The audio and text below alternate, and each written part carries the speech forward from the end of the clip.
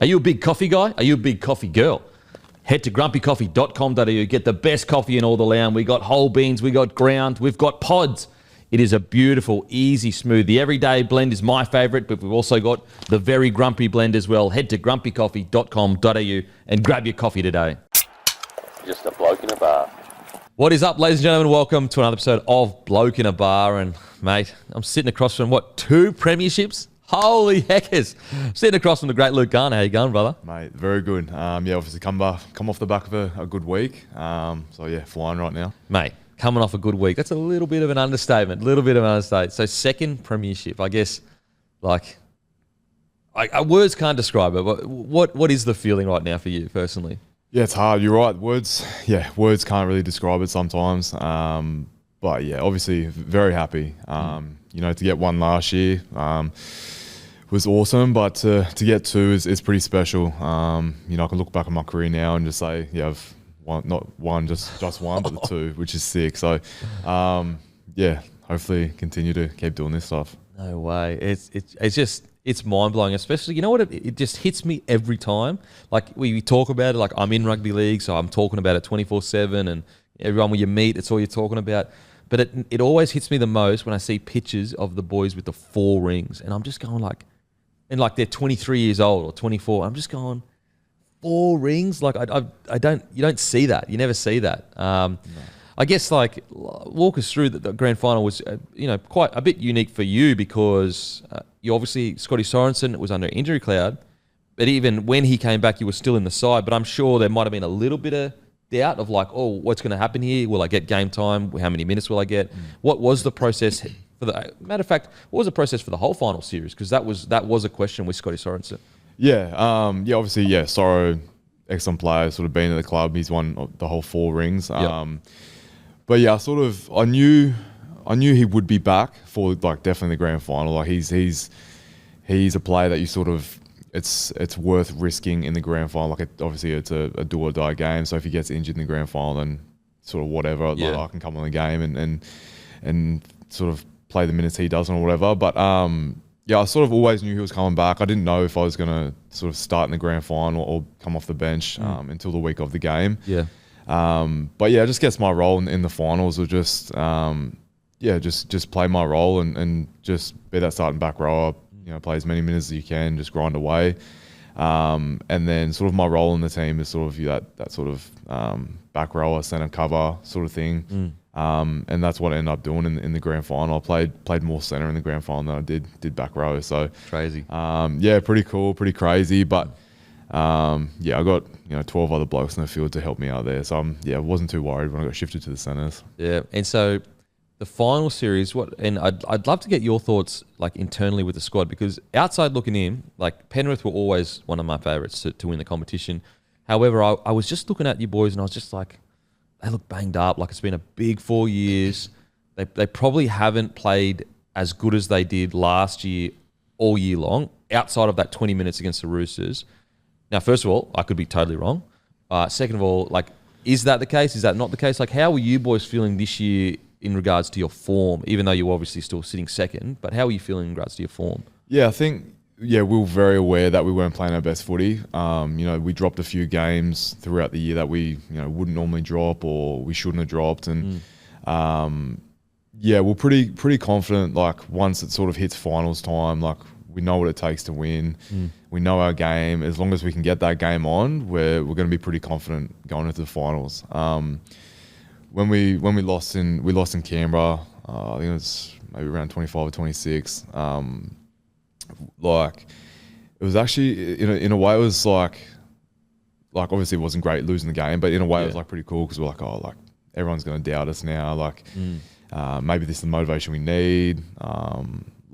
We can sort of change everyone's perspective in that, in the next couple games, and we did sort of thing. We won the next few, and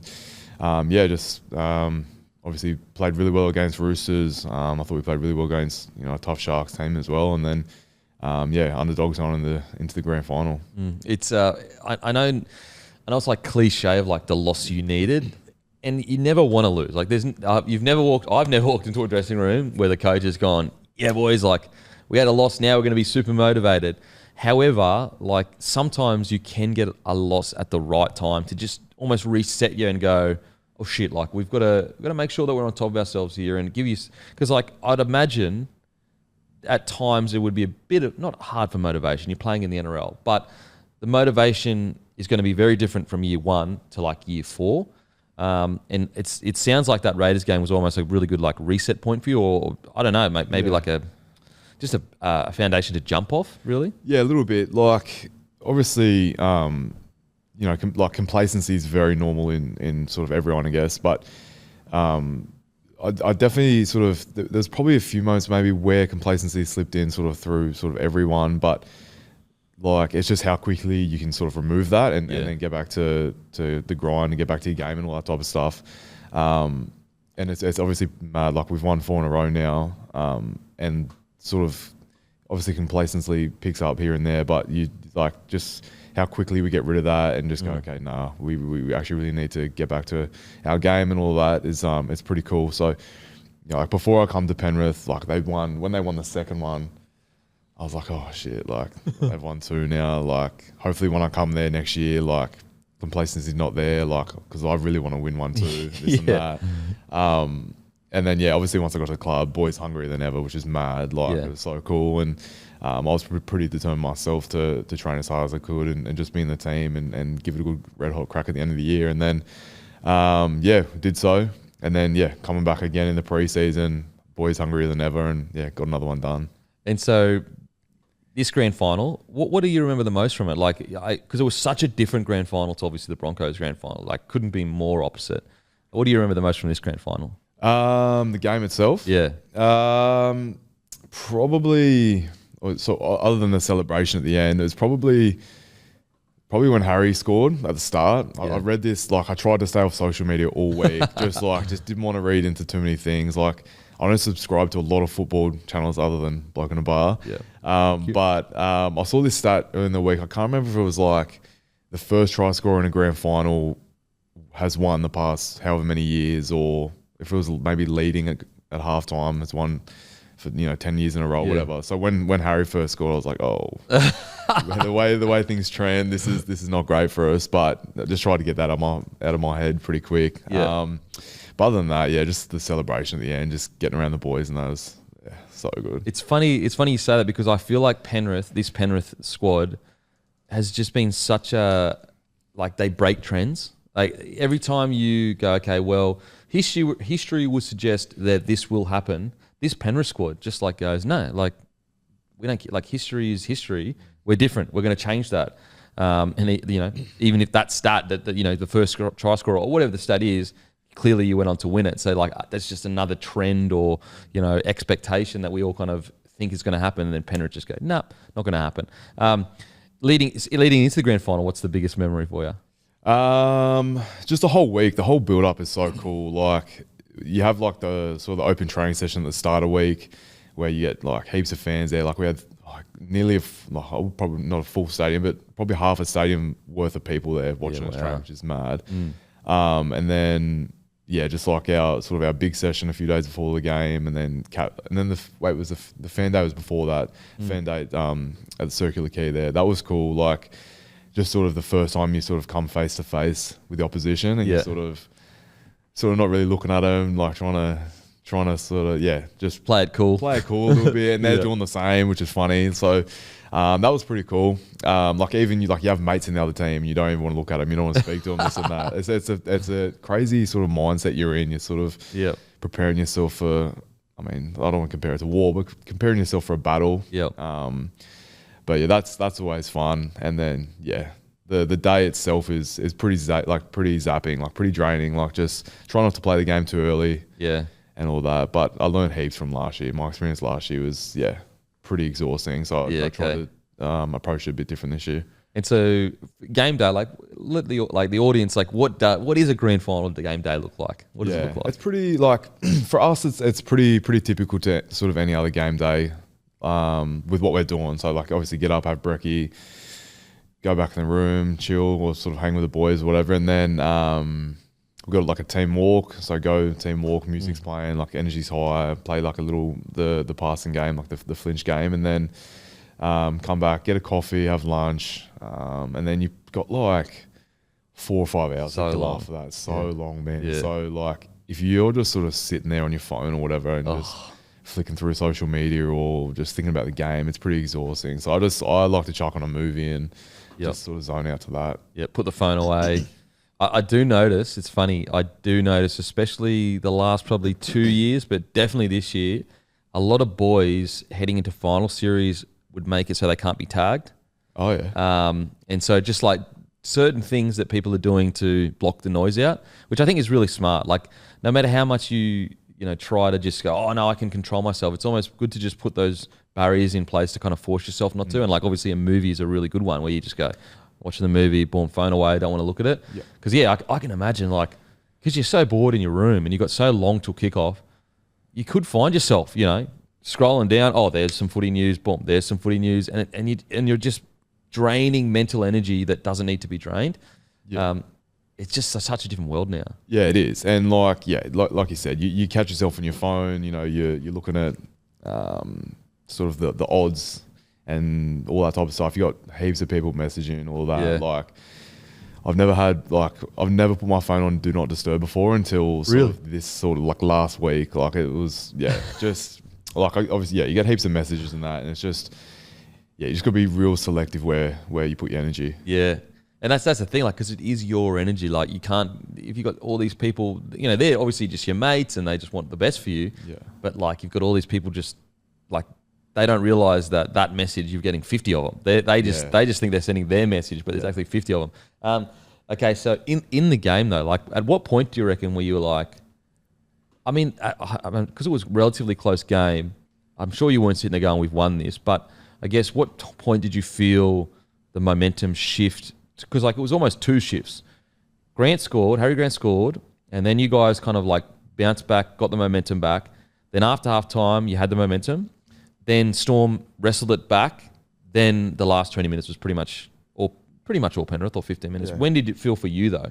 You're right. It was a close game, and I probably didn't feel too comfortable towards the end. Like we sort of don't really feel like we don't want to feel comfortable, because then that's sort of when teams can sort of bite you in the ass. But it's a tough one. Like they've got class players everywhere. Like everyone spoke about their spine and how they connect, and you just got to be on every play. Like they score with 5 minutes to go, then it's anything can happen in the last set. So I didn't really feel comfortable until I can't remember what happened, but we got the ball on their try line, and I think it might have been a 6 again, maybe, or a penalty. I can't remember. But we had the ball. It might have been 2 minutes to go. And then Lindsay Smith, they passed to Lynn Smith. He dropped it. I was like, oh, like that's, if we held on that set, like it's game over. Yeah. And then he dropped it. I was like, oh no, this is, anything could happen here. Yeah. And then it probably wasn't until right at the end when Paulie Alamotti caught that crossfield kick. Yeah. Proper spec. He got him. Until once he caught that, that's when it sunk in. And then you can just sort of relax, take the mouth guard out, and just. Because that was even when Isaiah Yeo was doing it, like going like that. Yeah, wow. Yeah, he's obviously he's a pretty calm dude. He doesn't show a whole heap of like emotion in sort of any other way. But like once the way I saw him sort of cheer and carry on was so cool. Yeah. Wow. I mean, incredible. Now, mate, I got to ask you, like, what is so interesting is the way celebration has changed for grand finals. Like, for example, like Nathan and Ivan, I think they were on a Mark Boris's podcast, which everyone must go listen. Now, I'm not sure when we'll drop this, so it might be a few weeks old, but they were, I think it was like 2 days after. Whereas like, 10 years ago, if you win a grand final, you are written off for the whole week. Yeah. Is it like, don't get me wrong, there's nothing wrong with that. I actually kind of respect that younger generation that are going like, you know what, like, I have a few beers, but I'm not going to completely smash myself. What was it different? Were there boys that really did charge and then other boys that didn't? Like, what was it like? Yeah, it's so I think every sort of Mad Monday I've been to, it's sort of some boys sort of take it a bit easier, some go a bit harder. Can I guess who goes harder? Go for it. Mitch Kenny? Oh. Okay, Mitch Kenny, I reckon he'd just be fucking frothing at the mouth to get on the Mad Monday. I reckon Liam Henry would be a dog. loves it. He does like a drink, Liam, but he probably didn't take because I think he has shoulder surgery coming up. So I think he took it a bit easier. Yeah. Lindsay Smith, I reckon, would love a beer. Well, he got picked. He got picked on the Aussie team, so he took a bit easier too. Okay. Geez, it's like I know Isaiah Yeo would love a beer, but I can't see him being loose. Yeah, like Yoey does love a beer, and he enjoys Mad Monday. But you're right. Liam Martin. Liam Martin. Yeah, so it's the big three, or big four. The big three. The big three of Mad Mondays were probably this time around was Mitch Kenny. Yeah. Fish. Fish went hard. Oh, really? Yeah, Fish went hard early. Holy, hey. And that's Don't want that bloke getting on the chart. That is a scary man to be around when he's drinking. Like when you're with him and that, like he's obviously a scary looking guy, but he's like just an absolute legend. Like so nice, cool, down to earth. You know what he's like. He's just absolute legend. But when he starts drinking, he's just like playful wrestling and stuff like that. It's pretty scary. He doesn't know how he probably doesn't know how hectic. Like how big and strong he is when he's and he gets these sunnies on and you can't see his eyes. It's scary, man. But yeah, Mitch Kenny, Fish, Matt Eisenhuth did really well. Yeah. And Liam Martin, they were probably the big four. What about the big fella Leota? Yeah, Moss was on one. Moss went well, but he was taking care of his mate Fish, I think. Just sort of, just keeping him in line. The Bash brothers, eh? Yeah, the only one that got each other's back on and off the field. So, is there any PG stories we can hear from the great Mitch Kenny or any of the boys? Any PG stories?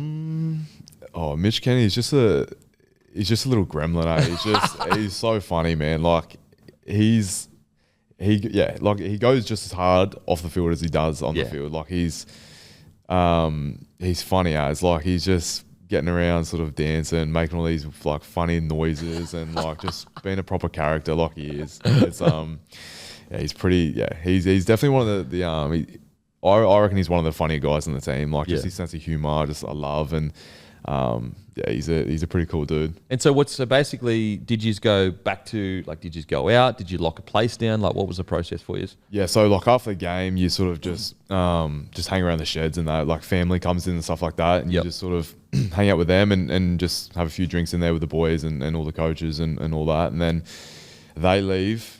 And then like it's pretty cool after you have like a little moment with the team and the squad and all the coaches and that out in the field, have a couple of drinks out there, and then we got a bus back to Panthers Leagues. Didn't get back there till like 2 a.m. Ooh. Yeah. And then the club puts on like a big function for like your family and friends and yourself. That didn't finish till like 6 or 6:30, I think. Wow. Yeah. Wow. Yeah. So it's a late night. Like it's massive. Like you exert yourself in the game, and then you sort of no sleep. It's what families hang around till like 4 a.m. Yeah. So I had my family in the function room until 6 a.m. and then they went home. Yeah. That's crazy. Okay. Yeah. So you can't really go too skits because obviously family's there. You don't want to. Buddy, I mean, I'm sure maybe you know what? Maybe Mitch Kenny does do go skits. Yeah. There's probably are a few boys that don't care too much, but no, it was just nice. It's a mad little moment, like being there with your family. For sure, and they get to enjoy it too. Yeah. But after that, you just do your best on the Monday. It's just like you meet at I think we met at the pub at 1 o'clock and a few beers there. Was that at the Drink West? Nah, so we went there last year, but this year we went to just the log cabin out in Penrith. So they just got a little upstairs area there. They just sort of booked out for us, and then got on a boat on Monday afternoon, and then had the prezzo Tuesday night. So they just tried to shorten it for us. Yeah, wow, okay. That Monday, people rolling in with the roughest head you ever seen in your life. Oh, mate, hurting. Yeah, just hurting. Really, like zero sleep, and it's just tough. But it's worth it. It's worth it. Okay. What was it like hearing a guy like Lindsay Smith get selected for Australia? I'm sure would have been good to see a guy, a rookie essentially in his career, and also I think it would have been a surprise to a lot of people. Maybe not a surprise to the Penrith boys, but what was it like seeing that? I think you know what you get with Lindsay. Like he comes on like it was sort of described by a few people during the week like as one of the better bench players in the comp. Like he comes on, like a lot of people think we lose a step when Moses and Fish go off, but the way him and Liam Henry, when they come on, they bring so much energy that it almost raises it a little bit. But yeah, so for him. yeah, he's obviously a really solid player. Gets through his work, very fit. Like as a front row, he's just like really fit in all the fitness drills in pre-season and gets through a lot of work in the game. And for him to pull on the green and gold jersey is pretty cool. So happy for him. So good, so good. Mate, playing centre in a grand final, were you rattled at all? Going, oh shit. No, because I played there. I think I played the last 5 or 10 minutes in the grand final last year in the centres. Oh, okay. Yeah, so I don't like. It's funny. I don't think I've played like I've started in the centre last year, one of the games, but hasn't been too many games where I've been shifted to the centres. Yeah. And just the couple games that happens in both grand finals. It's a pretty daunting prospect when like last year was Reece Walsh coming out the back of shape, fast as, and then this year it's Pappenhausen and like 2 lightning dudes. Yeah. But I'm pretty lucky. I had Tito outside me this year, and then I had Bizzer outside me last year. Yep. And elite halves that can help me out too. So I get a few reps there during the week at training and stuff like that. So as long as I stick to that, then I'm feeling pretty comfortable. Yep. And I mean, Penrith do have, once you understand the defensive systems, like as long as you just do that. Don't try and overcomplicate it. Don't shoot out of line trying to make a big play. Yeah. Just stick to the systems. You usually pretty sweet. Yeah, 100%. Like it's just I think that's why we're doing so well. It's just everyone just does their job, and then you don't have to pick up after anyone else. Yep. So yeah, as long as we keep doing that, we'll be pretty good. Now, mate, we've got a segment brought to you by Grumpy Coffee, and I need to ask you, mate, have a look. What makes you grumpy, mate? What makes you grumpy? Yeah, what makes me grumpy? Probably losing games of footy. that's never fun. Oh, mate, it's terrible. People think that they think that they lost, so they might be a bit upset like just after the game. When I used to lose, I'd be rattled until maybe Wednesday, and everyone was like down. Training wasn't fun. Everyone's angry. Yeah. Sucks, bro. It sucks. Nothing worse. Nothing worse than coming into training when you lose a game. Yeah, absolutely. And what turns your frown upside down? Winning grand finals, brother. Winning grand finals. Well, I can't relate, bro. I can't relate to that. Oh, mate, that's all right. Yeah, I'm in a pretty blessed position where, I'm in a good team and they can help me win. Are you a big coffee guy? Love coffee. Yeah, big fan. So, I've only had one this morning, but I'll have to grab one on the way home. Let me know what you think. Thank you, my friend. Mate, let's take it back to a young fella. So were you born on the Gold Coast and then went to Dubbo and then came, where did you? So I was born in Dubbo. Yep. Born like central New South Wales. Parents were cops out there. So that's why they were out there, and that's why I guess I was born there. But then I think I moved to sort of the Tweed Heads Gold Coast area when I was around 6, and then grew up there until 18, and then moved to Sydney for footy after that. And the move to the Gold Coast, was that just for work, like your parents' work, or what was that for? Yeah, so parents got moved up to the Tweed Heads Gold Coast area I guess working at the police station. Yeah, like not a bad place to go to for your work. Oh mate, especially no disrespect to Dubbo, but it's a bit of a change going to the Gold Coast. And so growing up for you, even in Dubbo, was it always footy, or did you play other sports as well? Yeah, I don't really remember too much time from being in Dubbo. I do remember my old man used to play footy out there, and I do remember going to a few games.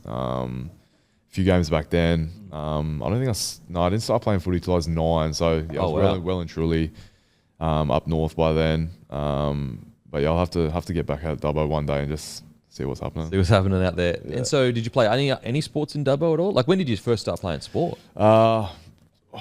Probably it would have been 6 or 7, I guess. I think I started playing soccer. Okay. A lot of my mates were playing soccer at that time, and the only reason I went to footy is because I feel my mates did. Yeah. I don't remember having any interest in it before that.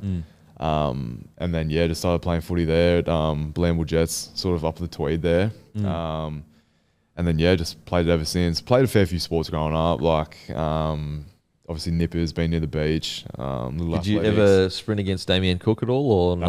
No. That's what he's known for, isn't it? Yeah, absolutely. Yeah, I love that. I'll probably get smoked back then too.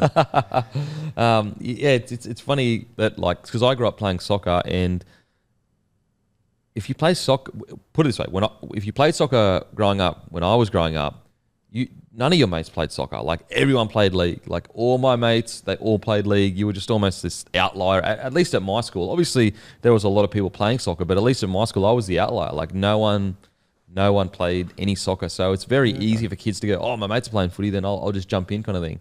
And I wonder if that still is the case, that like most young kids want to play footy rather than soccer. Because I distinctly remember it was almost like you were the soccer kid at school, which you were the soccer kid. Brutal. Yeah, it was pretty brutal. It was pretty brutal. So you were initially playing soccer, then you went across to footy. Was it just like love at first sight, or was it just like, I just like hanging out with my mates initially? Yeah, I think originally it was just for fun. Until I guess as you get a bit older, it's probably getting into a little bit more like having your favorite team and this and that, and then just going, this is a job, this is something you could do. And then I don't really recall what age I thought like, I want to play football when I'm older. It just naturally came, but always loved it, man. Like it was always a good time. But mostly those early on sort of periods and stages, it was just for fun. Yeah. And who was your team growing up? It was Broncos, actually. Oh, the Brizzy Broncos, eh? Yeah, well, there wasn't Titans back then, so Broncos my team. Loved like Petro, Lockyer, Webke, all them guys. That would have been about, what do you reckon, 98, 99? No, I was born 95, so it would have been like I remember like 06. Yeah, the grand final. Yeah, I remember all that, and then up until I was 18, I probably stopped going from. I guess. Wow. Okay. Okay. So you start playing footy, and like, were you decent? Were you not decent? Like, when did it kind of appeal? Because like you went to PBC. When did that actually happen? When did you go to PBC? Yeah, so I only went to PBC 11 and 12. I went to Kingscliff High before that. But I was alright. I was alright growing up. Like I made a few sort of just of like the regional rep teams and stuff like that. Was it South Coast? For PBC? PBC would have been South Coast. South Coast. And then like growing up, I think before that was North Coast, because obviously technically in that sort of northern New South Wales area. But never made like, when sort of 15, 16, 17 coming through, never really made like, wasn't signed by Titans or Broncos or anyone like that. Like I was always very jealous of all the other guys in the comp signed by those teams, and I was pretty dirty, but I guess it doesn't matter now. Mate. And when you see them walking around with their gears on and all that. Oh mate, it's funny. Like when you were, so if you were signed for Broncos back then, like you were the man. Like if Broncos are signing you, you're the player. Yeah. And then Titans is probably like a little bit of a step down back then. Just sort of grabbing the good local kids and all that. And then, I was even below that. I mean, I do remember a period where like the Broncos were so dominant, especially around like the early 2000s, that like they would literally just go, whoever the best player in the comp would be brought to the Broncos. The best young player, like Aussie schoolboys and that, would always just and usually end up at the Broncos. Yeah. Obviously, that's changed now. Okay, so the reason, did you go to PBC because they said, you're playing some pretty good footy? Like, what was the reason to go to PBC? Like my younger brother actually went there from year 7 or year 8 or whatever it was. He was a pretty handy footy player, and or still is, to be fair. But he went there, and I think my parents just saw like how much he was getting out of that. Yeah. And then I actually had to go to the school and actually like sort of trial. It was like I just went there for a training session to sort of trial it out, because we weren't living in the area or whatever.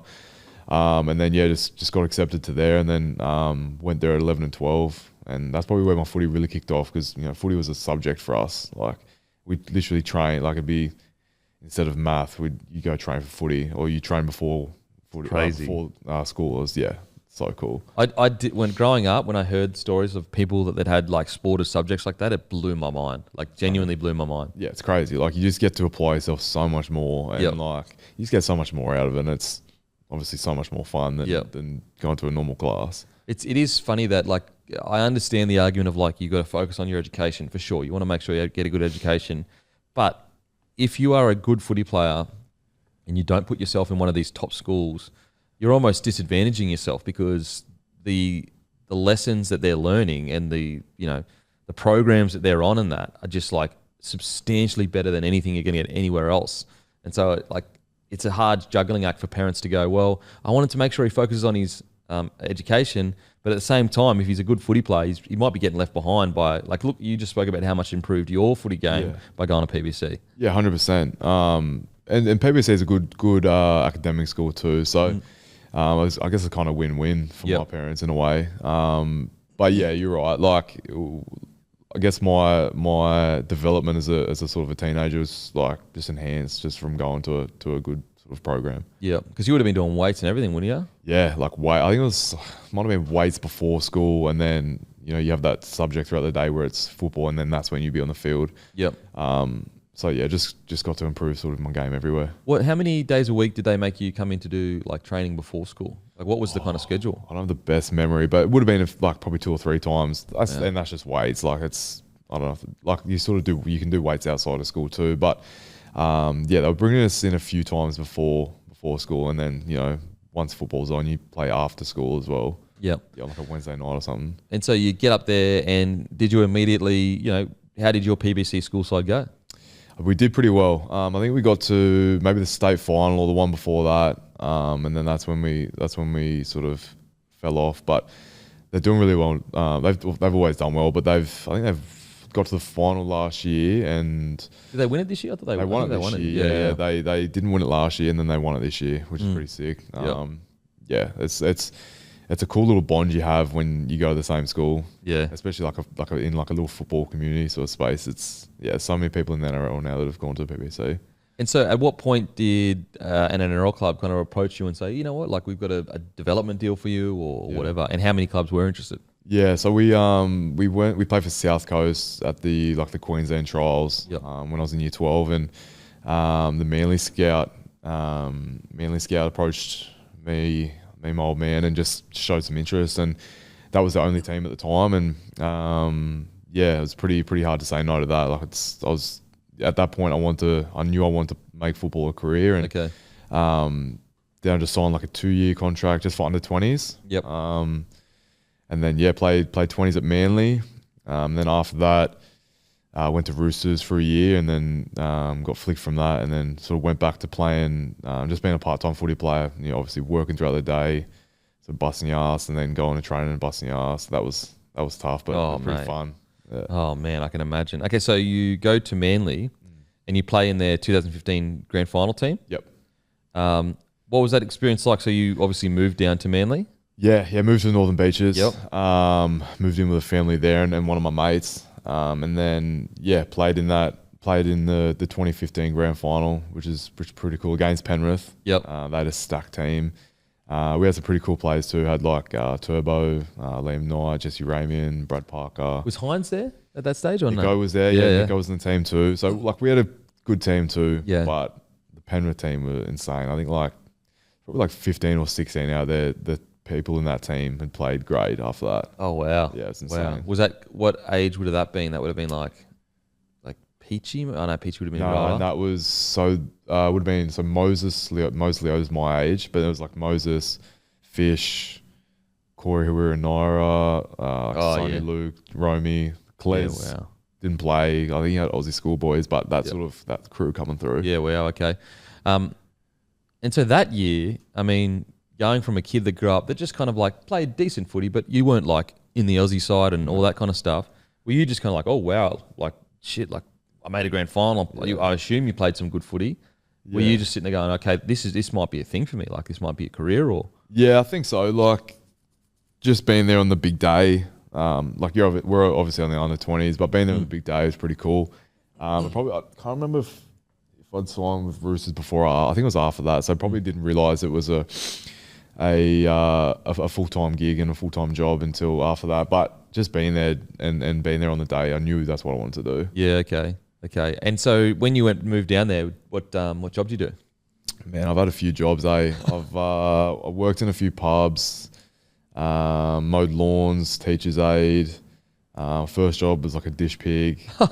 Man, I've done a few jobs, but mowing lawns was probably the main one that I'd stuck to for a while. Yeah, okay. Yeah. Did you enjoy it? I actually did. Yeah, it was good. Like I had a good boss, and like I worked with mates, and it was just like a cool lifestyle. Like just active. Active, working out like outdoors. You chuck on headphones, listen to a podcast or music, and just bit of exercise throughout the day. Like it was tough, and then especially in pre-season, like it's stinking hot, and then going to training after that was tough. But I really enjoyed it. Yeah. Okay, so you get down there. Did you get homesick or anything like that? Were you like, or not really? No, I didn't really get homesick. Apart from probably the first sort of 5-week block of pre-season before Chrissy, that's when I was probably missing home a bit. But after that, I enjoyed it. Like, there's so much going on in Sydney. Like, it's just sort of you just sort of immerse yourself in that, and I just had fun with it. And so you get signed by the Roosters, and was this to be in the top squad? Yeah, extended squad. Yeah. Well, how did that come about? I mean, it's a pretty big deal. Roosters was hard to say no to. I think they'd won the grand final the year prior. So yeah, it was probably a no-brainer to sign with them. But yeah, I signed there for 2 years and was only there for just over a year, and probably wasn't doing as well as I'd hoped. I've spoken about it a few times, but yeah, I was sort of just happy going through the motions and that. Just sort of happy, just turn up to training and get what I need to get done, and then just leave. Like I wasn't really putting in sort of any extra work. And after my sort of second pre-season with them, that's when sort of Robbo got rid of me. Yeah. Okay. Wow. So you rock up. Do you remember your first what was your first time when you rocked up going, oh shit, like this is first grade. The level here it's intense. Crazy. Had Jared Warrior-Hargraves, Mitch Pearce, Michael Jennings. Who else?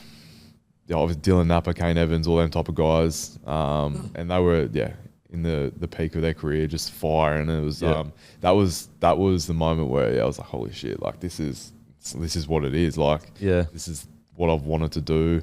And it's insane. It's so cool. Like all those guys are legends, and got along with them really well. But it was just mad training with them and just being with them. Yeah. Do you remember any training sessions specifically where you were just like, holy shit, like a wrestling session? Wrestling sessions were tough. I do remember Jared running over me a few times in training. Like that was probably some of the harder things to forget. Just being there, man, was just a sick experience.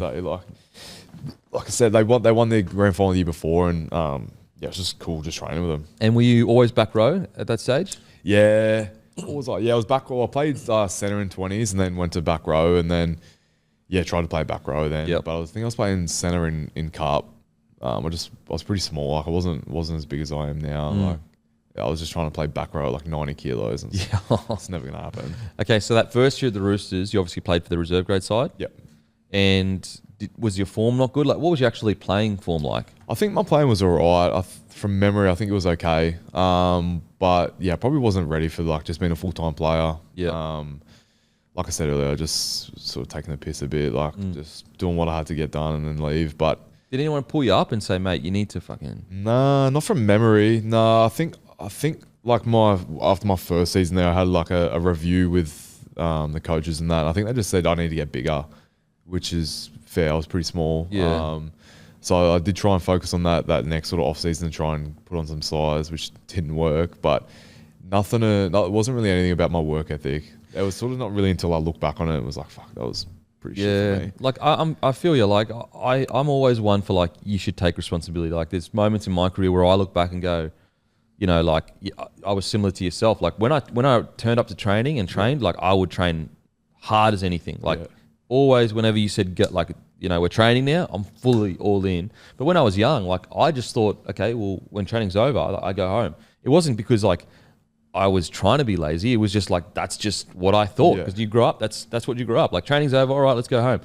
And so although I do agree with her, like yes, you should take responsibility. At the same time, I do feel like some clubs, and obviously, I'm not suggesting that Roosters aren't a bloody good club, but like they can communicate with you, like, mate, you need to fix this, this, and this.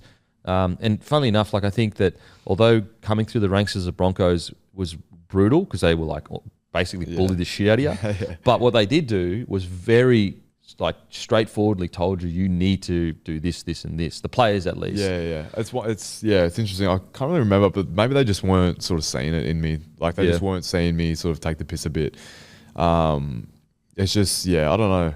It's funny. Like like I can easily sit here and say maybe they should have pulled me up, but I like to hold myself probably a bit more accountable. Absolutely, absolutely. So when they did pull you aside and say, mate, it's not working. Yep. How do you remember the conversation? Yeah. I went up into Robbo's office and he just said like, oh yeah, it's just sort of not working. We're just going to send you back to Wyong, which is the cup team at the time.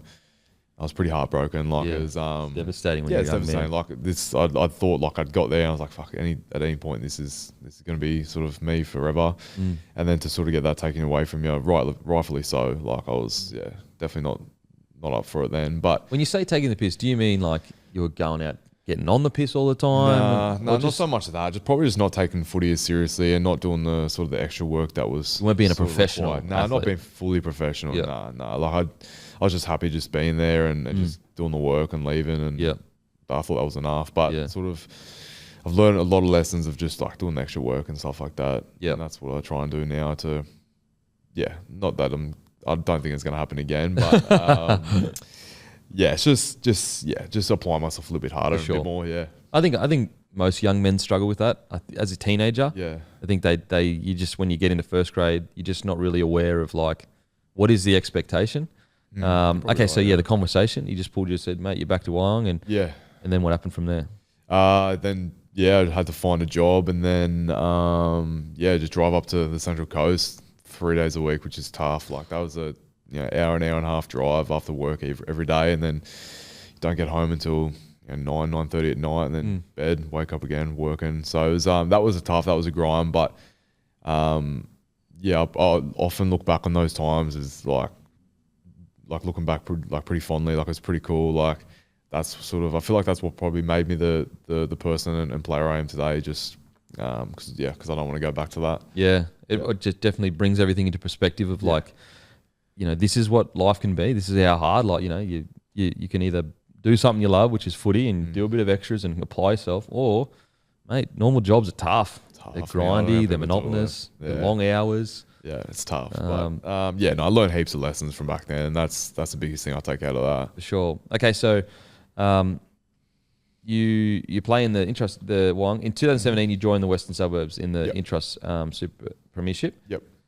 Was that off your own bat? You're like, you know what, I'm going to go, I want to play NRL and I need to go this route. Like, what made that decision happen? Yeah, you're right. There was the recruitment guy that got me to Manly was at West then, and the coach that coached me in 20s was there too. So I gave them a call. I was like, listen, like I just want an opportunity. I don't necessarily need cash, but like it'd be nice. But they didn't have any, like they didn't pay me. So I was just like, oh, whatever. Like I'll just take this opportunity, rip in for a year and see what happens after that. Yep. So I went there, played okay. Like I wanted to play back row, but we had so many back rows on the team. I actually had to play wing, which is like torture. You know what? You probably like it, but I fucking hated it. So yeah, I actually had to play wing that year, my first year at West, and every high ball I was going, fuck this. Like, what am I doing? Like just torpies. I'm just not knowing how to catch these balls and stuff. Yep. And then after that, stuck around again at West Magpies again, and then just tried to really apply myself again in the pre-season. Brett Hodgson came in and he was our coach after that, and he was such a big help for me. Like just like really sort of believed in me and sort of made me work hard, made me train hard, and then and then he sort of. Was with him for the whole preseason. Then he actually made me captain of the cup team that next year, and then that was the year I ended up debuting.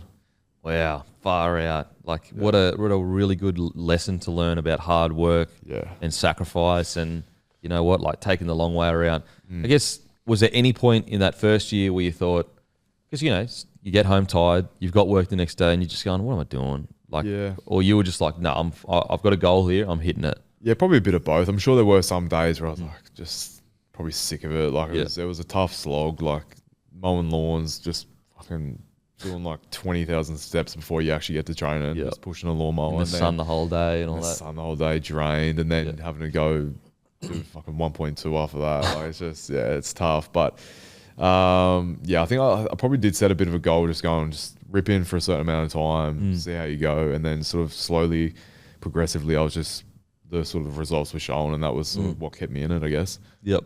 And so 2008, made you captain. Was that a surprise? Did you, or you're like, oh no, I might be leading the leadership kind of group? Yeah, there was a few of us back then that were sort of in and around that space, and it was just like the part-time boys, but like such a like bunch of boys back then. I think he made like, it was probably one of them. I think it was one of them situations where it was like 3 or 4 captains in the team, but I think I was probably the main one at that time. But yeah, it was cool to sort of take on that leadership role and sort of just sort of taking the boys into every game each week. I think we actually ended up doing okay that year. And then I made that. I think it was the residence that year where I met Maddie and which was a really good year. And so you make residence in the back row, centre. Where'd you back make row? Back row. Yeah. Do you remember the moment that you found out that you'd made residence? Do I?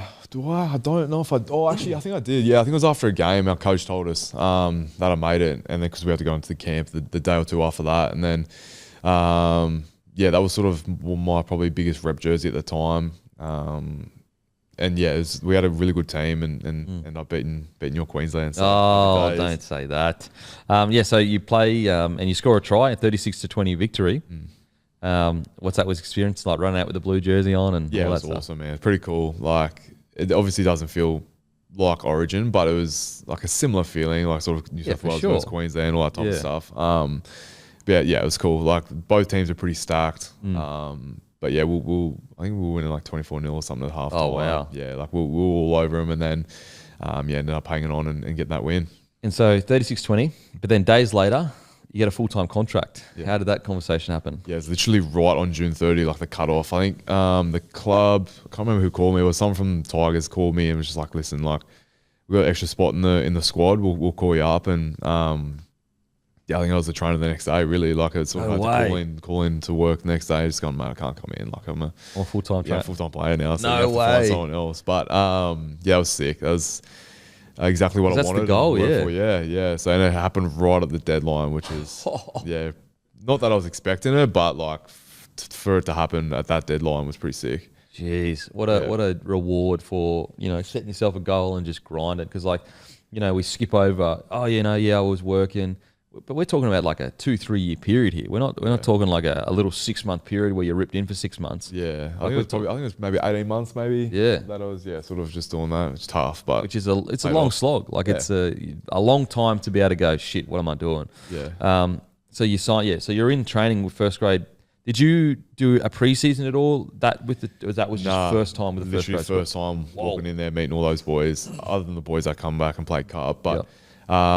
Straight into it. I can't remember what round I would have walked in at, but I think I debuted a week or two later. Yeah, wow. So round 18 against the Dragons, and you've gone from 20s going really well. Roosters move you on. I'm going to get another crack. 18 months later, or about 18 to 20 months later, you're making your NRL debut. Do you remember the convo? Yeah, I do remember the convo. Actually, it was with Ive. He pulled me outside.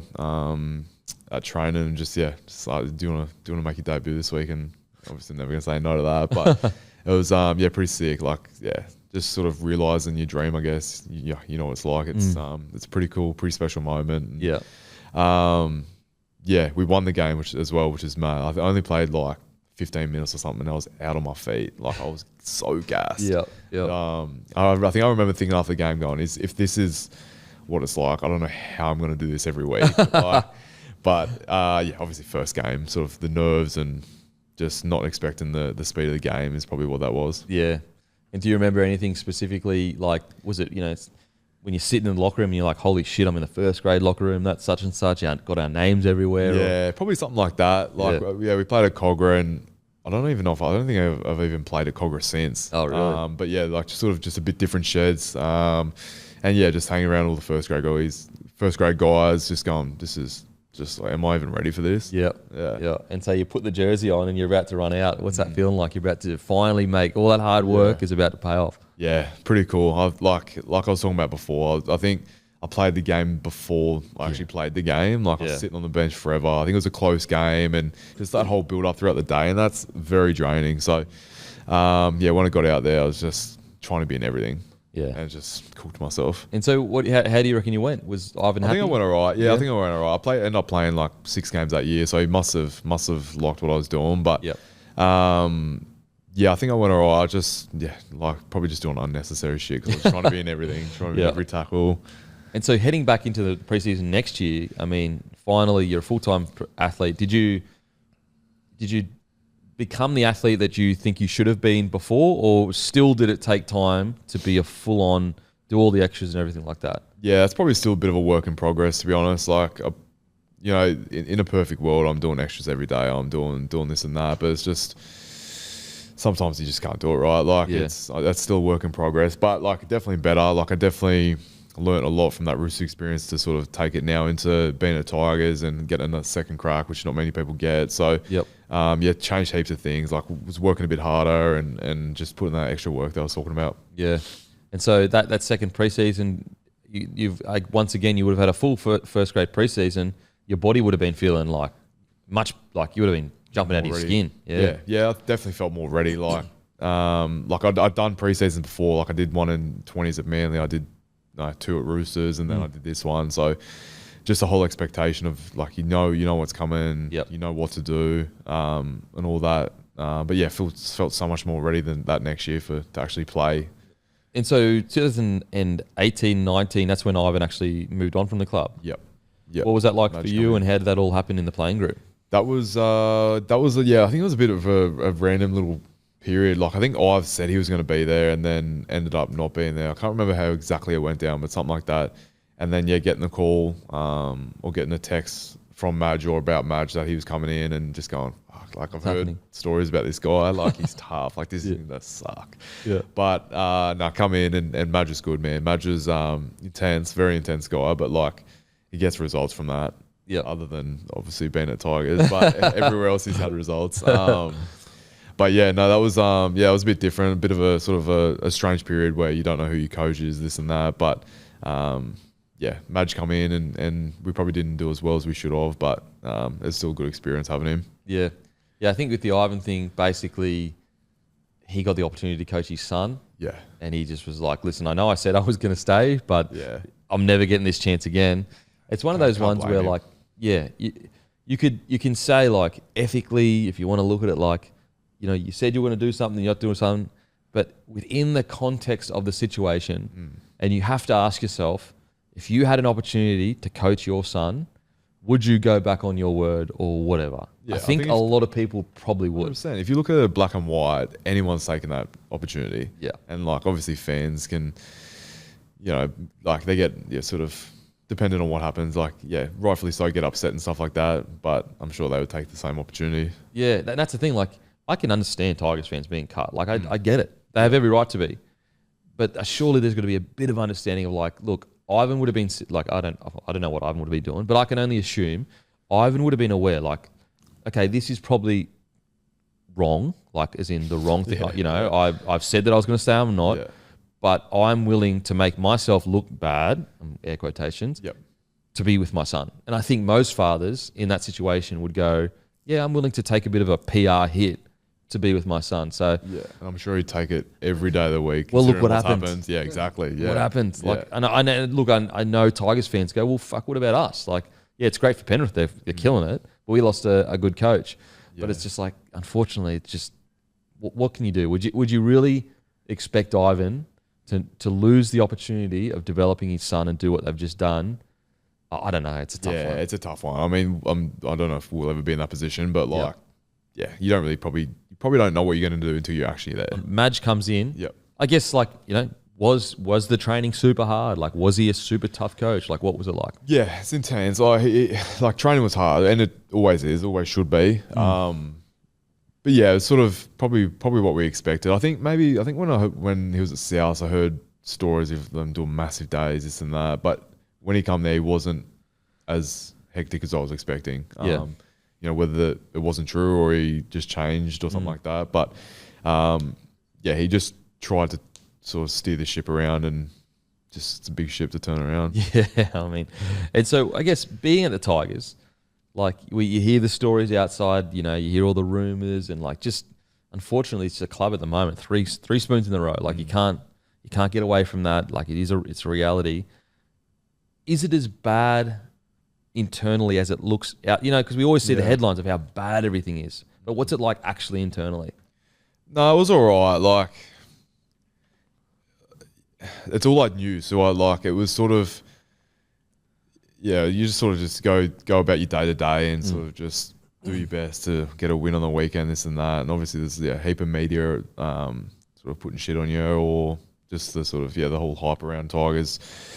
It was tough, but I think with Benji now and like Romy going there, Tito going there, just coming from a good culture, I think that'll really help. In my opinion. I think they've got a good young team coming through. They've got a few good players there. Like I'm sure they'll turn around. I think Benji's the guy to probably do it. Club legend. Just get around him. Yeah, and as long as they put some good coaches around him that have got a bit of experience, I'm sure they'll be hopefully bounce back. Yeah. Okay, so the next year, they table you a 2-year extension.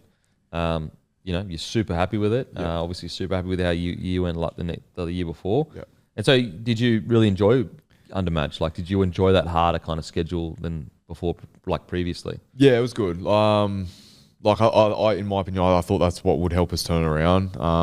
And yeah, I guess we didn't, but it was good. Like, I was happy to stay there for another couple of years. Like, I was playing a fair few games, really enjoying sort of the boys and Madge and all that type of stuff. And yeah, that's why I stayed on. I thought I could see things turning around there. Yep. Yep. And so the next 2 years, you think he's got come 11th or 13th or something like that, something along those lines. I think we got best finish was 9th while I was there. Yeah. So the 9th, I think Ivan went 9th. I think Madge might have gone 9th as well, and then he went 11th, 13th. Okay, so when you first signed that deal, I'm assuming you're sitting there going, we're on. I think we're going to turn this around, but unfortunately, it goes the other direction. Yep. How is it? I guess now you've experienced almost the tips of both end of like Premiership winning, but also a club that is just sliding and sliding. What was the experience like for you? I probably didn't really like. I just think coming into a new year, you have so much optimism that you can turn things around. Like, we're talking about it, coaches are talking about it. Like, we think we're doing the right things to turn things around. So obviously, finishing 9th, 11th, or whatever it was, 13th, 5th, and then last. But every year, you sort of come in with a new bit of hope, new bit of optimism that things are going to change. And I guess the results getting worse. But I was just sort of happy playing sort of first grade then, to be honest. Like, obviously wanted to win every game. Yeah.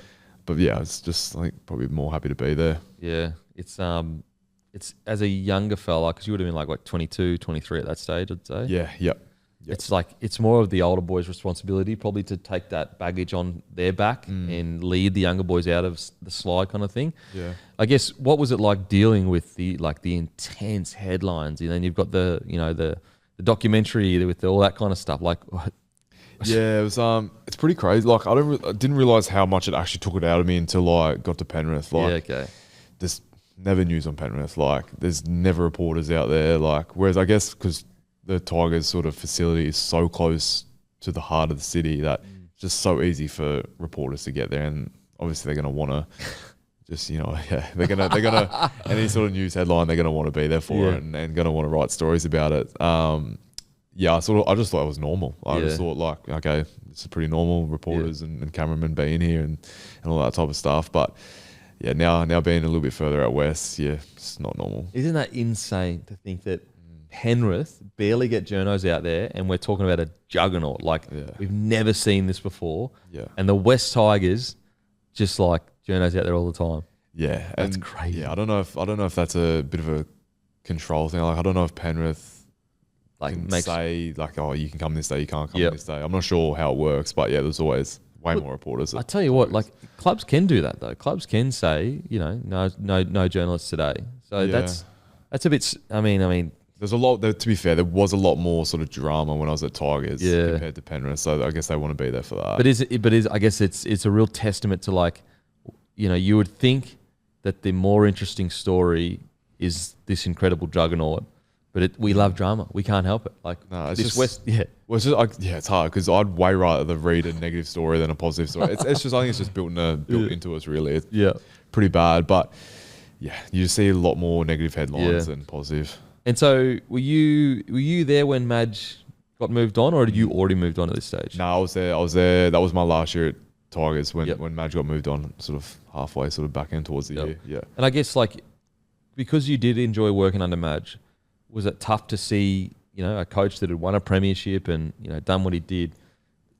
I mean, we kind of forget, but the intensity of that whole situation was crazy. Like, Yeah, it was insane, especially like when he got moved on. That was a pretty hectic situation because it sort of was one day he was there and then sort of that afternoon he wasn't. It was like, What just happened? Yeah, what just happened? So that was pretty full on. How'd you just find out? I think we got called into our meeting room and I think it was like the head. I think maybe Sheensy walked in and then someone else. Can't remember who the other guy was, and then just said, "Yeah, listen, we've guess made a call on it. Madge won't be here, and Brett Morley's taken over for the rest of the year." Yeah, okay. And so Sheensy said we've made a call on it. I think it was, yeah. Okay. Don't quote me on it, but I'm pretty sure. Yeah, he was definitely there, but yeah, well, I guess him and the board or whoever made the decision. Yeah, yeah, okay. And so from that point on, because like Madge had been the one to extend you for 2 years, were you what was like? Did you begin to think about, you know what, like these clubs have been on the slide for a bit. I've tried my best, but I'm probably not developing the best I can be right now. Like, what's the thought process for a player like yourself that ends up going, I'm going to take a pay cut to go to a place like Penrith? Yeah, I think, well, like I was coming off contract at Tigers there, and they did want to keep me, and then I've just gave me a text one day and was just like, listen, like just want to know if you're keen for a chat, like this and that, and you know, he debuted me.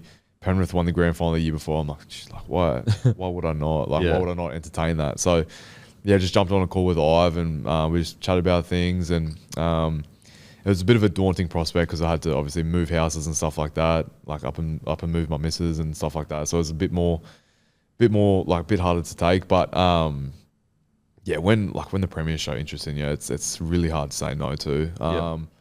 It was a bit of a pay cut, but it's paid off in the end. Yeah.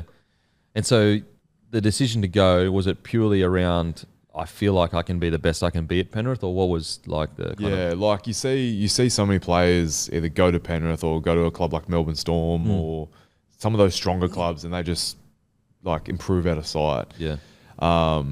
And yeah, I just thought like, oh well, they've won the comp. Ive's coached me before. Hopefully they can really improve my game. Like, what's to lose? So I couldn't say no to that. Yeah, okay. And so with the Tigers, like obviously disappointed, they wanted to keep you, but they kind of understood, I guess. Yeah, like when I walked in and told Madge like before it sort of broke, he was like, yeah, like that's understandable. Like obviously they're a strong club, strong culture, all this and that. Like sort of why wouldn't you sort of take that sort of thing? Yeah. But yeah, and like football's a business at the end of the day too. Like he understood all that. Yep. Yeah. And so you arrived to Penrith. Was it just a complete like culture shock to a degree? To a degree. Like,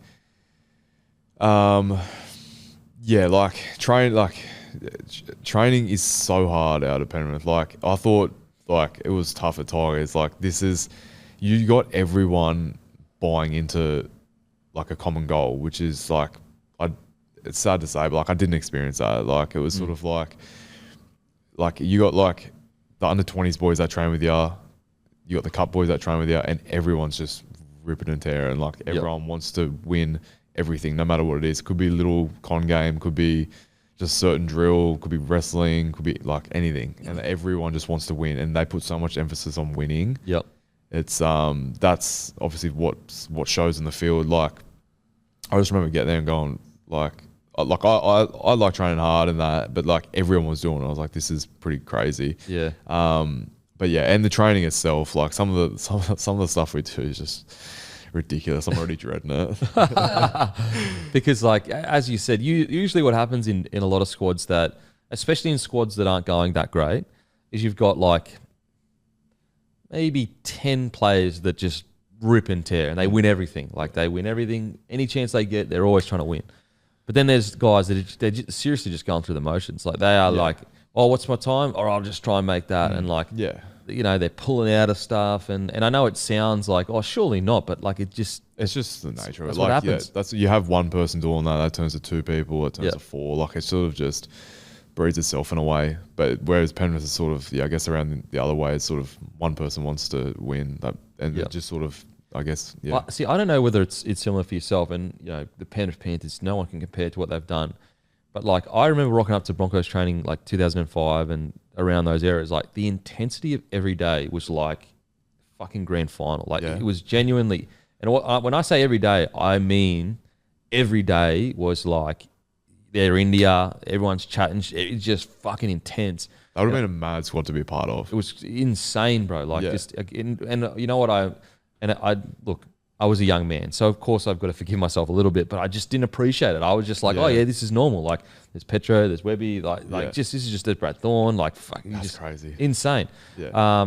But the intent, the expectation of every session being like just fucking dogs, man. Everyone was just dogs. Yeah. Well, that's it sounds very similar. Yeah. Like that's just what we sort of pride ourselves on, is like taking people in the grind, like working really hard, like always sort of saving each other's ass, this and that. And yeah, we've got a bunch of dogs in our team. Like, sounds very similar to your experience. And I think that like I had spent time at other clubs and like it just wasn't like it. There were some days that were like that. Yeah.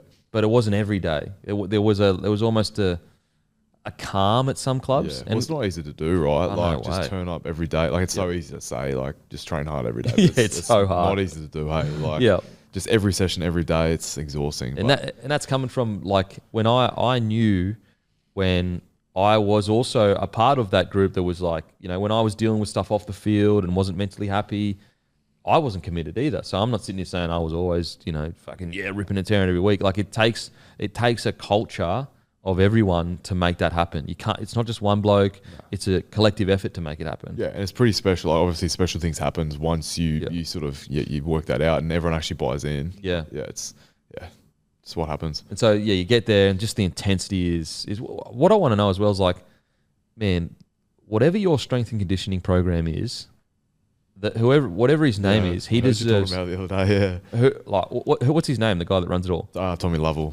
Tommy Lovell is fucking Einstein. Yeah. How he's managed to get you boys as fit as you are and have as little injuries as you had is like, put it this way, the most unsung hero, in my opinion, outside looking in of Penrith, is your strength and conditioning guy, in my opinion. Like, we obviously pride ourselves on fitness and all that.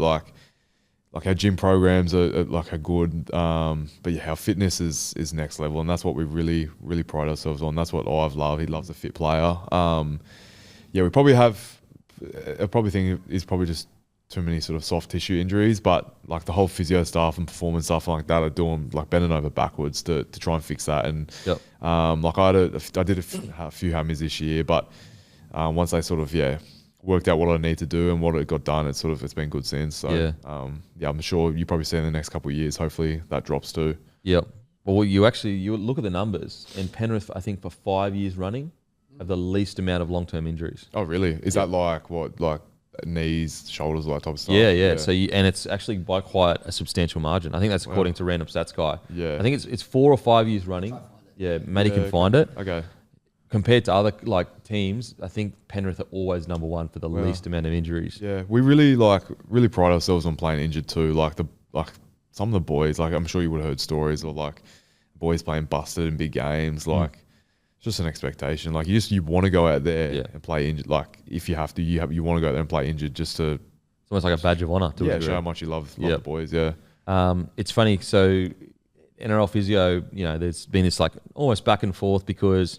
And we were of the same mind about Nathan Cleary this year. Yep. So some of the journalists were like, oh, people are carrying on like, Cleary's injury's bad. It's fine. Like plenty of people do it. And we were saying in my experience, I was like, mate, injuries like that can go at any second. Yeah. It's not just an injury. It's like, oh, he's just got to deal with pain. And I know Penrith were putting that outwardly, like, oh yeah, it's fine. Yeah. Anyway, so it came out only 2 days ago. Ivan saying, no, his shoulder was fucked. Like, it could go at any second like that. Yeah, like he'd be getting surgery in the next week or two. Yeah. But yeah, just again, like he's nice, very diligent guy. Like he did everything he could to get back on that field. And like it's sort of just like at Romy last year playing busted shoulder in the grand final. Crazy. You heard Dill a couple of years ago broke his foot. Like it's just everyone's just sort of hurting. It's such a long year as well. So you're just bound to get injured or bound to be carrying something. And you want to be there on the biggest day. So you're happy to play with sort of anything. It's incredible what the human body can do if you've got a good culture, people buying in and just pushing yourself through it somehow, some way. Yeah. What is it like playing with a guy like Cleary? I'm assuming you're kind of like almost used to it now. But I assume the first time you kind of like began to play with him, you're like this guy's different. There's a level here. Yeah, I remember talking to, I think it was when I signed with Penrith, and I called Matt Eisenhuth because I knew him from my time at the Tigers, and I was just like, how do you just keep winning? Yeah. He goes, we got Nathan Cleary. Like, and now that I'm here, like I understand. Obviously, we have so many more boys in our team that it's so elite. But yeah, almost the things he does now just doesn't surprise me. Yeah. Like, you come back injured after a game, kick the field goal to win it, or like, kicking field goals from anywhere on the park, setting up tries, and he he applies himself so much to the game that it doesn't surprise me, the stuff he does. And so you arrive at Penrith and you go through it, and they do an army camp each year. I think it's like 2-day one. Not every, like this year we did like a bit of a boot camp, but last year we did an army camp. Yeah. Yep. And what was it? Was that your first army camp? Oh man, I've done heaps. You've done heaps? I've done way too many army camps. Walk us through your worst army camp, and who was it with? Oh, it was the worst one I've done. The worst army camp I've done was with Tigers and with Madge, and we went down to an army base down south, and it was like a 3-day army camp. It was tough, like proper 3-day army camp. Yeah. We might have got 2 hours of sleep each night or something like that. I don't know, something ridiculous, but it was ridiculous. Like we were pushing, like one morning we had to get up at like Sparrow's Fart, like 3 a.m. or some shit. And in like little groups, we had to push like these army trucks for like kilometers. And then like you'd get to the end and then you'd have to carry these jerry cans back. And it was just, it's just crazy. And if I never hear the word jerry can again, I'll be happy, man. Happily. I don't even want to look at one. Oh. Don't even show me a photo. Mate, they are torture jerry cans. And that's all you hear in an army camp. Get the jerry cans. Yeah, they're the jerry cans got water in them. Fuck. Mate, they're tough. They suck. But like just the physical and mental side of things on those army camps are torture. Did you do many? Were they a thing when you were playing? Mate, we did a 6-day one.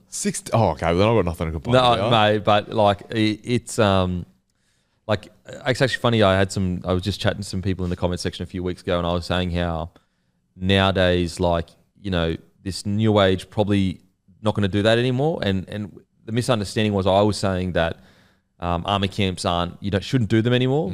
But no, that's not what I was saying. What I was saying is that like 6-day ones that we did where we lost 10 kilos, like it's probably, you'll never see them again because times have changed. It's a very fine line, hey. Like, especially with like we have such short pre-seasons because we go so late into the season. But like, you don't want to waste 6 days on an army camp where you could be getting so much footy in, and you lose 10 kilos and you need to put it back on. Like it's tough. And also like there is I kind of feel like once you get past like 3 days of keeping someone up or like all the tough stuff, I feel like it's diminishing returns of testing someone's mental resilience the 3rd day, the 4th day. You know what I'm saying? I feel like you've already actually tested. Like, ask anyone. All right, I'm going to take you on 2 nights, 3-day army camp. Yep.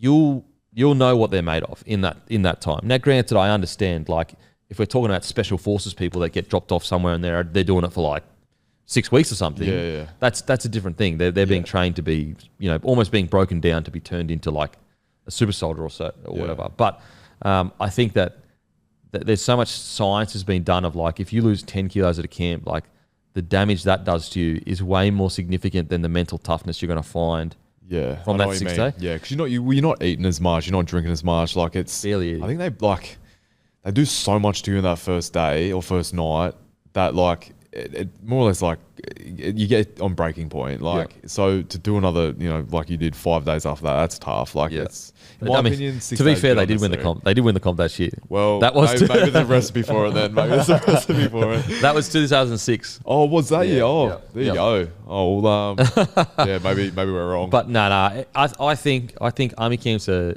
absolutely. I think, to be honest, I think every young person I would love once in your life to do a 3-day army camp. I reckon you're right. I reckon like especially if you're coming to a footy program, like you should have to do one. Yeah, like, at least one. At least one. Like it's so like, yeah, you can definitely draw strength from that and that. But then like looking back on it as well, so many funny moments. Absolutely. So like I actually like, yeah, as bad as they are and as hard as they are, it's just as funny. Like the funny shit when like you're just so out of your mind that you just do like funny shit or say something funny. Like it's almost worth it. Yeah, and also like you do kind of your body does adapt and get into, after enough time, it gets into this kind of rhythm. Like, okay, this is life now. Like, this is the way it is. It's usually the first 24 hours where you're just like, You almost go numb to it a little bit, like, and just sort of take whatever happens.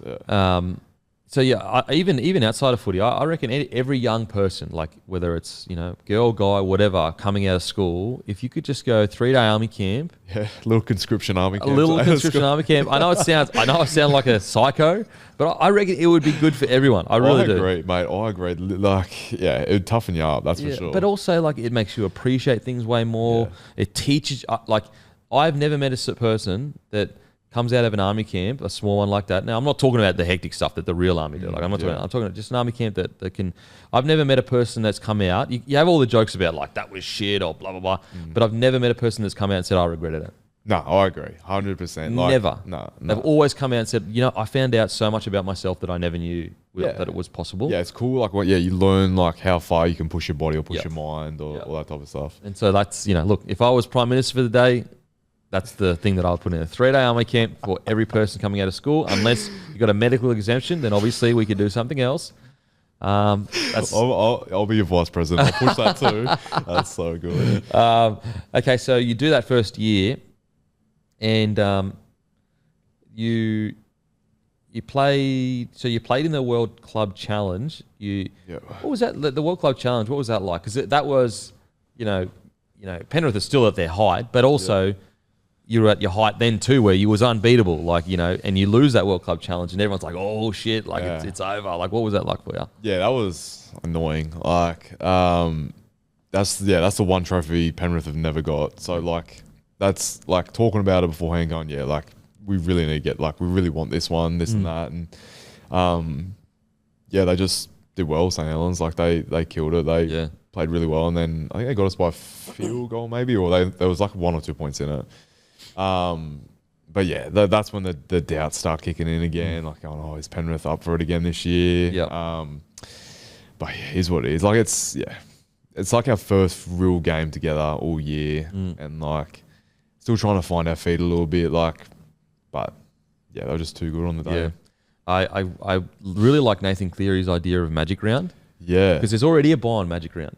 Yeah, so it's like, why not just use that game for the World Club? Yeah, I like it. Yeah, when he come out, I'd never thought about it until he said it the other day, and then like, I think it was the Wigan CEO or something like that. They'll play anywhere, anytime, or whatever. Yeah, it's gotten a bit of traction, so I love the idea of it. Yeah, like, it's such a good idea, because then no NRL team misses out on Magic Round, and we still get to have the World Club Challenge. Like, I think it's a great idea. If we can work it out, that'd be unreal. And I tell you what, I would love to see it, because A, it's the middle of the year, but B, I know Penrith this time would be coming into it like this is almost a grand final. So you'd see the best version of Penrith. For sure. Like, I think, we lost the past couple, so to get one would be awesome. And so you end up playing 12 games for Penrith this year. But what was interesting about this is that, I think, did you start the year and then you got dropped and then you got back into the side? Is that what happened? So that was last year. Yeah. So I played. I didn't. I think I played a few more games this year. But I started the year, and again, I don't think I was up for it, like, to be a Penrith player then. Like, just sort of, I thought things would just sort of happen. Like, I thought, the ball would come to me, I would do this and that. But I'm always learning. Like, it's like I've got to go after it as well. And then sort of I hurt my ribs, and then had a week off, and then Hosco come in and he killed it. He killed it all year, and then. Then went back to playing a few Reggie's games, and that was real. When I was playing like Cup last year, that was real tough. Like, just thinking like, oh, here I've come to the club. Like, here I'm thinking I'm gonna be here at the end of the year and be in a position to win another premiership and that, and just playing Cup halfway through the year, going, well.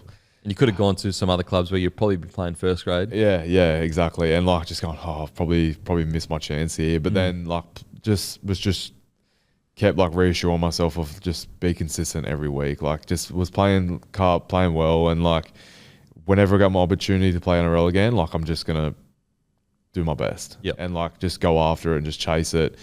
And that eventually came towards the back end of the year, like, thankfully, and just got one game, played well, got 2 games, played well, and then I think just by the end of it was sort of like almost Ive couldn't say no to me. And then Yep. I end up playing centre in the first final against Warriors, and like played well again, and was sort of like, oh, well, like he can play centre, he can play back row, like Yeah. he's a good asset to the team, and Yeah. It's such a string to your bow to be able to go like that centre, be able to cover that centre position almost makes it so that you don't have to carry it back on the bench to a degree. yeah, 100%. Like that's like I spoke about before, we really pride ourselves on fitness, so we know our middles can get through a heap of work. So like that's why we don't really carry 3 middles on the bench, and like always sort of need that utility half sort of position to fill just in case something happens. Yep. But then to not be able to not carry her back on the bench and just have me there to fill centre is like, I'm sure it's a huge help. advantage. Yeah. Okay, so you do find yourself back into that grand final, and you're just going, fuck, I did it. Like I'm in. So I really just like I've described it a few times. I timed my run perfectly. Like I sort of come in towards that back end and was playing well, and then got to the grand final and just happened to be there, which is awesome. Yeah. And so this is your first grand final, and what was that week like?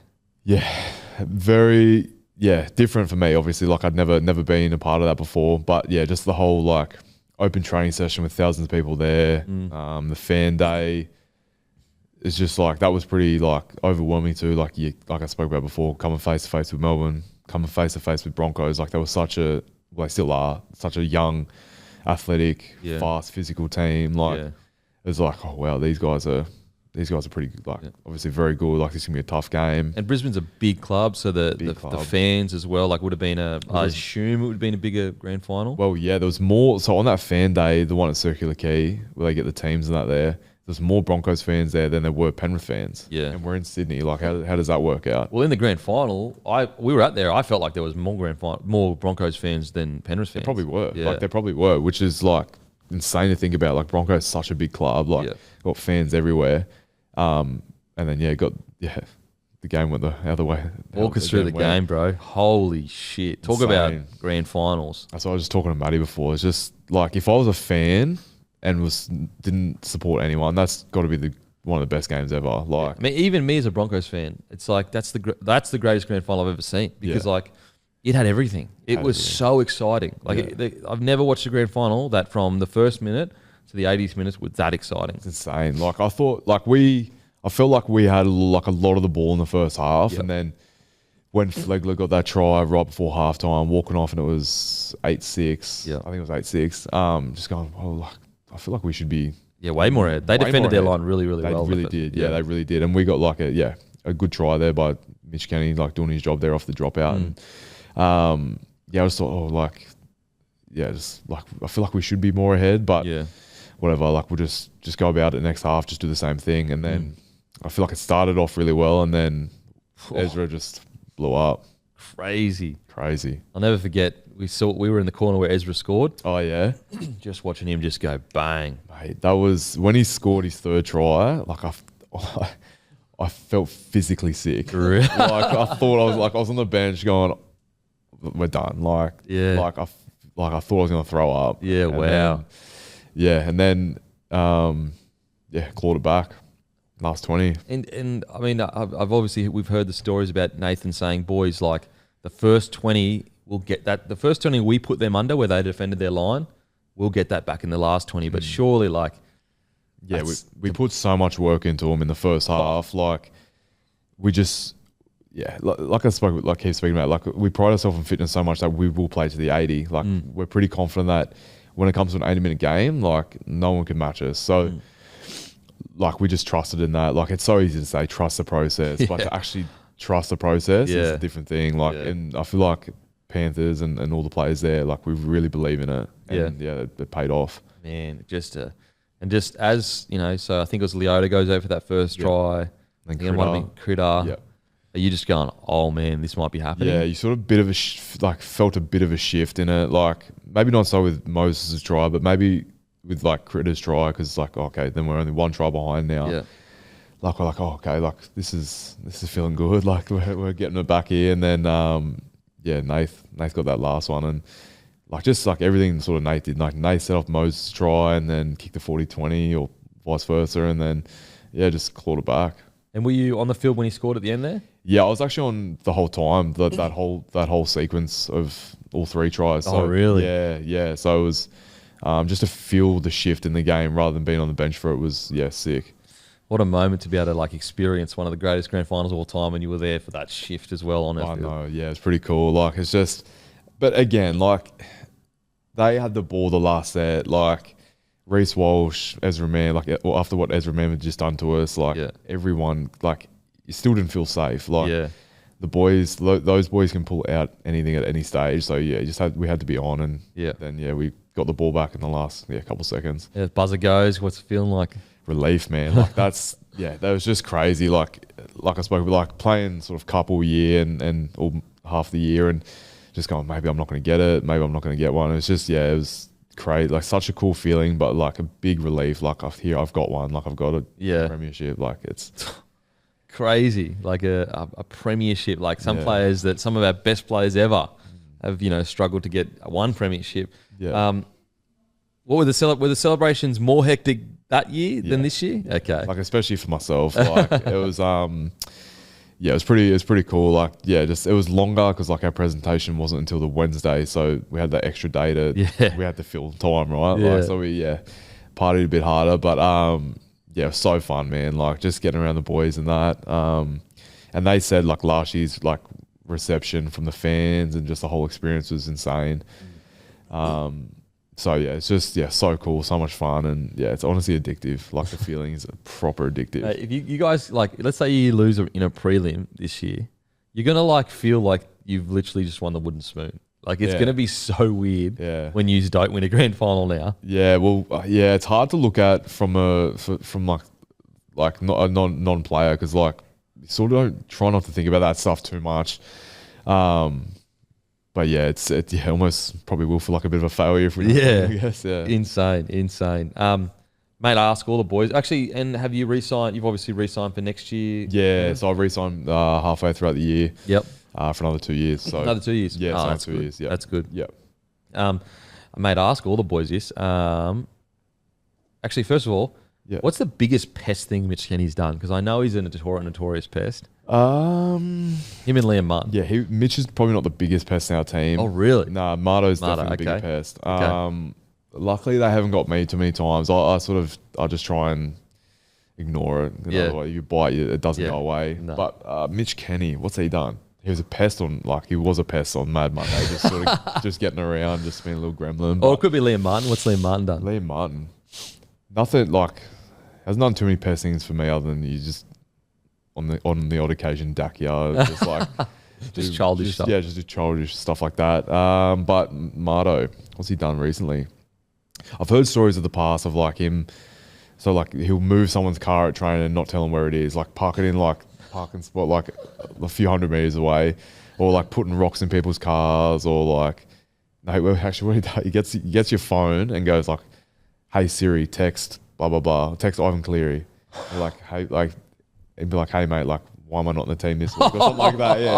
Shit like that. Oh no! But I think he's done it long enough that everyone knows, like, all the coaches now. If you get a weird text, it's from Marto. If you get a weird text, yeah. What's it like playing with a guy like Isaiah? Just, he's such a gun. Oh man, he's him. Yeah, it's him and Mitch Kenny are like some of my favorite players I've ever played with. Just 80 minutes in the middle every week, just like rep after rep, just always doing what they need to do. But Yowie, man, he's a special player. He's probably changed the game a little bit as a lock. Like, he's a very good ball playing lock. Like, I mean, until he probably come in, I don't remember too many like really good ball playing locks, but just the amount of work he gets through and just himself as a leader, like, it's he's a pretty special dude. Yeah. Well, he's like, the unique thing about him is, like, we've had like guys that have ball played to a degree, but he's genuinely like a front rower that can ball play. Yeah. Like, if you put him on a front row, he'll play front row. Yeah. And he, like, just his carries are strong, like, gets that many post contact meters and that, and then he just put the ball at the back or hit a lead, like, just whenever he wants. He just knows when to do it. Yeah. Oh, he played so good in the grand final. So good, man. He's a freak. Ask all the boys this. Favourite movie of all time? Favourite movie of all time? I really like... have you seen that Law-Abiding Citizen? Yeah. Gerard Butler. Oh, That's a pretty cool Gun. movie. I like sort of movie lines like that. Or I was finished rewatching like the Batman series. That was good. But yeah, probably because I love true story movies. Like, Oh, okay. Neither of them are, but I really love true story movies. But yeah, probably Law-Abiding Citizen. yeah, that's Gun. There hasn't really been a movie like that since, eh? No, it's dark, but yeah, it's a good movie. Good. I like it. Favorite rapper of all time? Favorite rapper? Well, playing for Penrith has to be 1-4, right? No, I like it. They get the boys going, but I probably like Kanye. Like I like a lot of his old stuff. Yeah. Maybe not what he does. Mate, Other his than rappers, his but- early run of Yeah. albums is like crazy. Yeah, And all different sound, yeah, which is insane. I reckon he was good, but yeah, there's heaps of good ones out there. Yep. I like Kanye. Bro, thank you so much for coming on, man. I appreciate it. I can't wait to see the boys go around next year. Let's go again, eh? Thanks, Kempy. Thanks, Appreciate bro. it. Appreciate it. Thanks, man.